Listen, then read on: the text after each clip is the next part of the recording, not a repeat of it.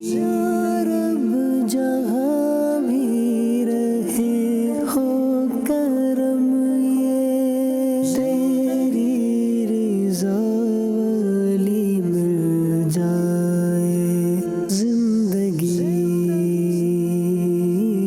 जिंदगी।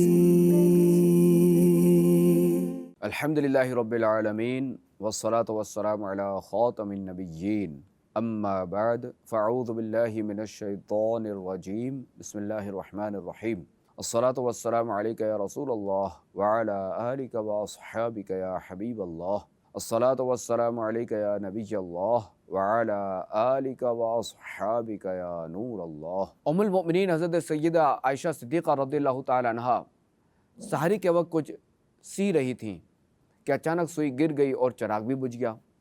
इतने में खातमुन नबिय्यीन सल्लल्लाहु अलैहि वसल्लम तशरीफ़ ले आए। चेहरा अनवर की रोशनी से सारा घर रोशन हो गया, यहाँ तक कि सुई मिल गई। उम्मुल मोमिनीन हज़रत आयशा सिद्दीक़ा रज़ियल्लाहु तआला अन्हा ने अर्ज़ की, या रसूलल्लाह सल्लल्लाहु अलैहि वसल्लम, आपका चेहरा अनवर कितना रोशन है। तो खातमुन नबिय्यीन सल्लल्लाहु अलैहि वसल्लम ने फरमाया, वैलुल लिमन ला यरानी यौमल क़ियामह, यानी उस शख्स के लिए हलाकत है जो मुझे क़यामत के दिन ना देख सकेगा। अर्ज़ की, वो कौन है जो आपको ना देख सकेगा? फरमाया, वो बख़ील है। पूछा, बख़ील कौन? इरशाद फरमाया, जिसने मेरा नाम सुना और मुझ पर दुरूद पाक ना पढ़ा। सोज़ने गुमशुदा मिलती है तबस्सुम से तेरे, शाम को सुबह बनाता है उजाला तेरा। सल्लू अलल हबीब सल्लल्लाहु अला मुहम्मद सल्लल्लाहु अलैहि वसल्लम। मदनी चैनल के नाज़रीन, हमारे आज के सिलसिले का इन्वान है, कब और कैसे दुआएं कबूल होती हैं। याद रहे कि दुआ अफजल तरीन इबादत है कि जिसके ज़रिए एक मुसलमान अपने रब करीम से गोया हम कलाम होता है। हदीस पाक में है, दुआ अफजल तरीन इबादत है। लिहाजा जिस तरह तमाम इबादतों के कुछ ना कुछ शराइत व आदाब होते हैं जिन पर उन इबादत की कबूलियत और दुरुस्ती का दारो मदार होता है, इसी तरह दुआ के भी कुछ आदाब हैं। दुआओं की कबूलियत में उन आदाब को एक ख़ास अहमियत हासिल है। अगर दुआ में उन आदाब का ख्याल रखा जाए तो कबूलियत दुआ के इम्कानात बढ़ जाते हैं। लिहाजा अगर हम चाहते हैं कि हमारी दुआएं बारगाह इलाही में कबूल हों तो हमें चाहिए कि दुआ के आदाब का ख़ास ख्याल रखा करें। कुरान करीम में अल्लाह करीम ने जहाँ दुआ करने का हुक्म इरशाद फरमाया है, वहाँ दुआ की कबूलियत का भी ज़िक्र फरमाया है। चुनांचे अल्लाह करीम इरशाद फरमाता है, वक़ाल रब्बुकुम उदऊनी अस्तजिब लकुम, और तुम्हारे रब ने फरमाया मुझसे दुआ करो, मैं तुम्हारी दुआ कबूल करूँगा। मज़ीद इरशाद फरमाया, उजीब दावत दाई इज़ा दआन, मैं दुआ करने वाले की दुआ कबूल करता हूँ जब वो मुझसे दुआ करे। खातमुन नबिय्यीन सल्लल्लाहु अलैहि वसल्लम की बारगाह में अर्ज़ की गई, कौन सी दुआ कबूलियत के ज़्यादा करीब होती है? तो आप अलैहिस्सलाम ने इरशाद फरमाया, रात के पिछले पहर और फ़र्ज़ों के बाद मांगी जाने वाली दुआ। याद रखिए कि रात के पिछले पहर में दुआ ज़्यादा कबूल होती है, क्योंकि ये तजल्लियात इलाहिया के नुज़ूल का वक्त होता है। और हर फ़र्ज़ नमाज के बाद भी दुआ कबूल होती है, क्योंकि नमाज रब करीम से मुनाजात का नाम है और इससे फ़ज़ल मांगने का महल है।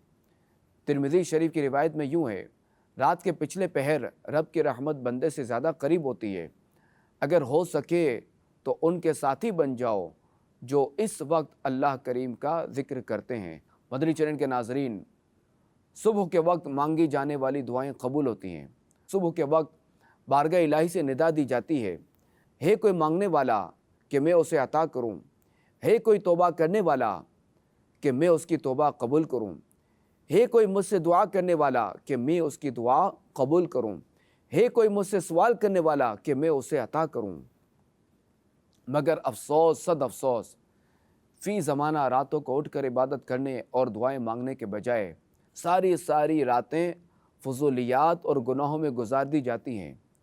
कभी तो सारी रात फिल्म ड्रामे देखे जाते हैं, तो कभी सारी रात दोस्तों के साथ फजूल बातों में गुजार दी जाती है, तो कभी मोबाइल फ़ोन पर बातें करते हुए, तो कभी मोबाइल पर गाने बाजे और वीडियोस देखते हुए गुजर जाती हैं।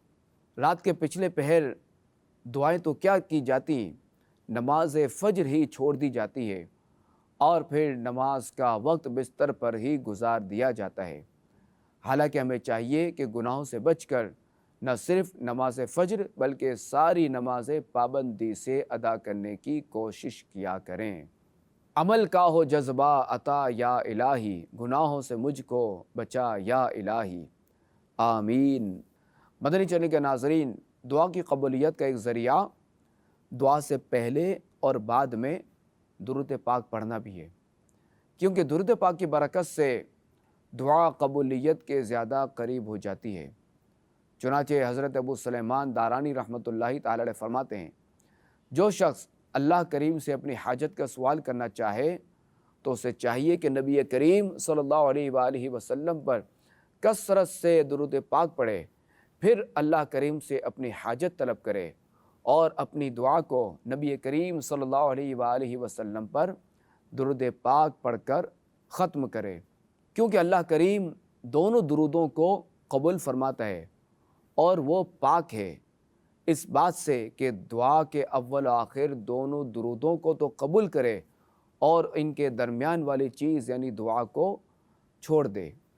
تو مدنی چینل کے ناظرین، ہمیں چاہیے کہ چلتے پھرتے اٹھتے بیٹھتے درود پاک کی کثرت کیا کریں، بالخصوص اپنی دعاؤں کے شروع اور آخر میں تو خاتم النبیین صلی اللہ علیہ وآلہ وسلم کی ذات مبارکہ پر درود پاک لازمی پڑھا کریں کہ اس کی برکت سے انشاءاللہ الکریم ہماری دعائیں بارگاہ الہی میں مقبول ہوں گی۔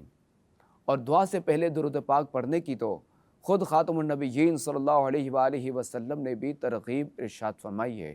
خاتم النبیین صلی اللہ علیہ وآلہ وسلم مسجد میں تشریف فرما تھے کہ ایک آدمی آیا، اس نے نماز پڑھی اور پھر یوں دعا مانگی، اللہم اغفر لی وارحمنی، یعنی اے اللہ مجھے بخش دے اور مجھ پر رحم فرما۔ خاتم النبیین صلی اللہ علیہ وآلہ وسلم نے ارشاد فرمایا، عجلت ایھا المصلی، یعنی اے نمازی تو نے جلدی کی۔ پھر دعا کا طریقہ بیان کرتے ہوئے ارشاد فرمایا، جب تو نماز پڑھ کر بیٹھے تو پہلے اللہ کریم کی ایسی حمد کر جو اس کے لائق ہے، پھر مجھ پر درود پاک پڑھ اور اس کے بعد دعا مانگ۔ راوی کا بیان ہے کہ اس کے بعد ایک اور شخص نے نماز پڑھی، پھر اللہ کریم کی حمد بیان کی اور نبی کریم صلی اللہ تعالی علیہ وآلہ وسلم پر درود پاک پڑھا، تو خاتم النبیین صلی اللہ علیہ وآلہ وسلم نے ارشاد فرمایا، ایھا المصلی ادعو تجب، یعنی اے نمازی تو دعا مانگ، تیری دعا قبول کی جائے گی۔ تو اے عاشقان رسول، یاد رہے کہ اگر ہم اس حدیث پاک پر عمل کرنا چاہتے ہیں تو اس طرح بھی ہو سکتا ہے کہ جیسے الحمدللہ رب العالمین والصلاۃ والسلام علی خاتم النبیین، یہ پڑھ کر ہم دعا مانگے اور اس کے بعد ہم صلی اللہ علی محمد یا وصلی اللہ علی خیر خلقہ ونور عرشہ سیدنا مولانا محمد وعلی آلہ وصحبہ وبارک وسلم، یہ پڑھ لیں گے تو انشاءاللہ الکریم اس حدیث پاک پر عمل ہو جائے گا۔ مسلمانوں کے دوسرے خلیفہ حضرت عمر فاروق اعظم رضی اللہ تعالیٰ عنہ فرماتے ہیں، دعا زمین و آسمان کے درمیان روک دی جاتی ہے جب تک تو اپنے نبی کریم صلی اللہ علیہ وآلہ وسلم پر درود نہ بھیجے بلند نہیں ہو پاتی۔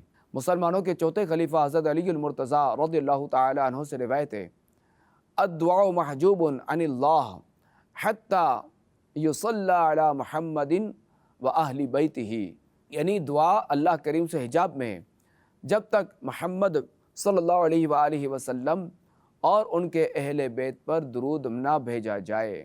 اعلیٰ حضرت امام اہل سنت امام محمد رضا خان رحمۃ اللہ تعالی علیہ فرماتے ہیں، اے عزیز، دعا طائر یعنی پرندہ ہے اور درود شاہ پر یعنی اس کا سب سے بڑا پر ہے۔ طائر بے پر کیا اڑ سکتا ہے؟ پرندے کے بازو کا سب سے بڑا پر جس کے بغیر کوئی پرندہ پرواز نہیں کر سکتا اسے شاہ پر کہا جاتا ہے، یعنی دعا ایک پرندہ اور درود پاک اس کے شاہ پر کی مانند ہے، لہٰذا ایسا پرندہ جس کا شاہ پر ہی نہ ہو وہ کیا اڑے گا؟ ایسے ہی وہ دعا جو درود پاک سے خالی ہو کیسے مقبول ہو سکتی ہے؟ لہٰذا ہمیں چاہیے کہ چلتے پھرتے اٹھتے بیٹھتے درود پاک کی کثرت کیا کریں، بالخصوص اپنی دعاؤں کے شروع اور آخر میں تو خاتم النبیین صلی اللہ علیہ وآلہ وسلم کی ذات مبارک پر درود پاک لازمی پڑھا کریں۔ اس کی برکت سے ہماری دعائیں بارگاہ الہی میں مقبول ہوں گی۔ نظر کا نور دلوں کے لیے قرار درود، عقیدتوں کا چمن روح کا نکھار درود، چراغ یا سے مسلسل کے گپ اندھیروں میں، غموں کی دھوپ میں ہے ابر سایہ دار درود، درود روح کی بالیدگی کا سامہ ہے، جبین شوق کو دیتا ہے ایک نکھار درود، درود نغمہ نعت نبی کا زینہ ہے، سدا بہار دعاؤں کا ہے وقار درود، گلاب ذہن کے پردوں پہ کھلنے لگتے ہیں، زباں پہ جب بھی میری آتا ہے مشک بار درود۔ صلو علی الحبیب صلی اللہ علیہ محمد صلی اللہ علیہ وآلہ وسلم۔ مدنی چینل کے ناظرین، دعا کی قبولیت میں سے یہ بھی ہے کہ جب ہم اپنے لیے دعا مانگیں تو سب اہل اسلام کو اس دعا میں شریک کر لیں۔ امام اہل سنت اعلیٰ حضرت امام احمد رضا خان علیہ رحمۃ الرحمن فرماتے ہیں، اگر دعا مانگنے والا خود قابل عطا نہ بھی ہو تو کسی بندے کا طفیلی ہو کر مراد کو پہنچ جائے گا۔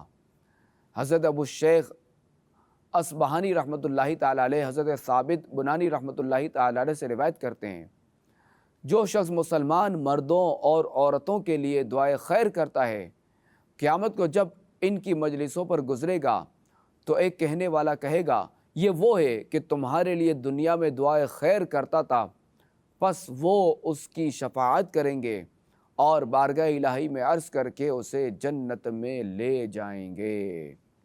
قرآن مجید میں تمام مسلمانوں کے لیے دعا کرنے کی ترغیب دیتے ہوئے اللہ کریم پارہ 26 سورہ محمد کی آیت نمبر 19 میں ارشاد فرماتا ہے، وَاسْتَغْفِرْ لِذَنْبِكَ وَلِلْمُؤْمِنِينَ وَالْمُؤْمِنَاتِ۔ ترجمہ کنز ایمان، اور اے محبوب اپنے خاصوں اور عام مسلمان مردوں اور عورتوں کے گناہوں کی معافی مانگو۔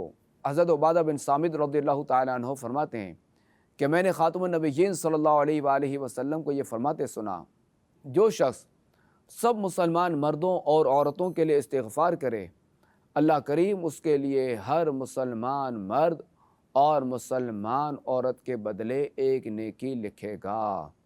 مدنی چینل کے ناظرین، یاد رہے کہ دعا ایک نعمت اور دونوں جہانوں میں کام آنے والی دولت ہے۔